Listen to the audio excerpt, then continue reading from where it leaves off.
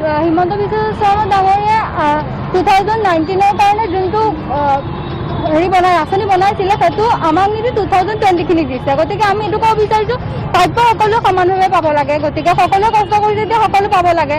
গতিকে আমি এইটো নিদি একেবাৰে গ্ৰহণযোগ্য বুলি নাভাবোঁ। আৰু এইটো কথা হিমন্ত বিশ্ব শৰ্মা ডাঙৰীয়াই কাম কৰিলে ভাল হয়, নহ'লে আমাৰ পৰিস্থিতি আমি ছাত্ৰ সমাজে আৰু বেছি বেয়া লাগিব। এইটো একেবাৰে ৰাজনীতি, একেবাৰে প্ৰলোভনৰ ৰাজনীতি চলাই আছে। কাৰণ 2019খিনিৰ কাৰণে কৰি 2020খিনিক দিয়াৰ কি ৰিজন?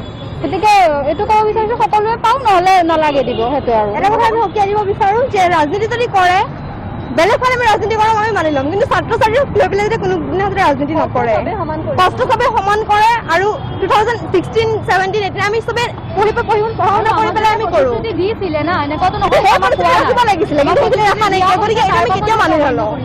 সেইটোৱে আমাৰ কথা, সেইটোৱে আমাৰ অন্তিম। আৰু 2020ৰ লগতে আমাৰতো দিব লাগিব সেইটো।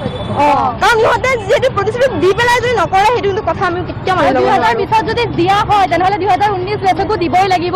আমাক অৱহেলা কৰিলে নহ'ব, নহ'লে আমি আৰু কঠোৰ ব্যৱস্থা ল'বলৈ পাইছোঁ। ছাত্ৰ সমাজ একে, 16 বেলেগ নাছিলে, 17 বেলেগ নাছিলে, 18, 19 এনেকুৱা বেলেগ নহয়।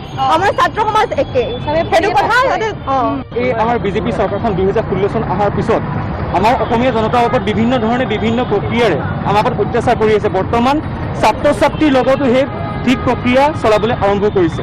সন্মুখত নিৰ্বাচন, সেই সময়ত আমাৰ লগতে প্ৰলোভনৰ ৰাজনীতি কৰিবলৈ আৰম্ভ কৰিছে যে হায়াৰ ছেকেণ্ডেৰী পাছ কৰা 60% এভৱ ষ্টুডেণ্টক বৰ্তমান ষ্টুডেণ্ট নহয়, ক্ষমা কৰিব, ছাত্ৰী, অকল ছাত্ৰীসকলক স্কুটি ই বাইক দিয়া সিহঁতে মানে প্ৰস্তুতি চলাইছে। কিহৰ কাৰণে 2016 চন নহয়, কিহৰ কাৰণে 2017 নহয়, কিহৰ কাৰণে 2018 নহয়, 19 নহয়, কিহৰ কাৰণে মাথো 2020। কাৰণ সন্মুখত নিৰ্বাচন আছে, নিৰ্বাচনক লক্ষ্য ৰাখিবলৈ এই উদ্দেশ্য এটা ৰাখিছে নেকি?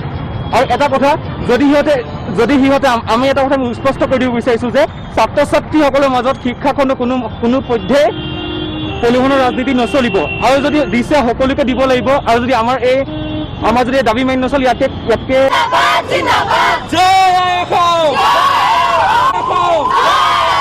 ছাত্ৰ ছাত্ৰীৰ মাজত প্ৰলোভনৰ ৰাজনীতি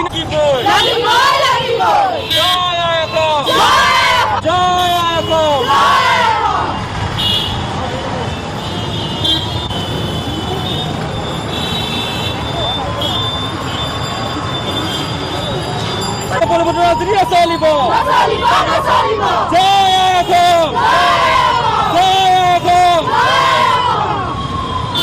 ছাত্ৰ সমাজ জিন্দাবাদ,